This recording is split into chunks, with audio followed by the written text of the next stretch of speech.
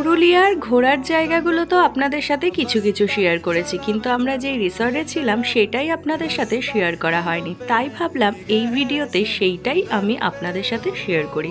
আমরা ছিলাম পথের পাঁচালী রিসর্টে, আর এইটা এই বছর দেড়েক হলো তৈরি হয়েছে। এখনও সমস্ত কাজ কমপ্লিট হয়নি, এখনও অনেক কাজই বাকি। আর এই রিসর্টটায় থেকে আমার সব থেকে বেশি যেটা ভালো লেগেছে, একদম সামনেই রুম থেকে বেরোলেই পাহাড়কে খুব ভালো মতন চোখে দেখা যাচ্ছে। আর এখানে এখনও যেহেতু কাজ এখনও বাকি রয়েছে, তাই চারিপাশটা খোলামেলা, শালবন আর পলাশের বনে ঘেরা। আর আমাদের রুমটাও প্রত্যেকটা রুমই খুবই পরিষ্কার এবং গোছানো। আর এখানে প্রত্যেকটা হোটেলে আমি কম বেশি একটা জিনিস নোটিস করলাম, প্রত্যেকটা রুমেই দুটো করে কিন্তু বেড রয়েছে। তিনটে মানুষ খুব ভালো মতন এখানে থাকতে পারবে। আর রুমগুলোও দেখুন যেমন সুন্দর গোছানো আর তেমনই পরিষ্কার।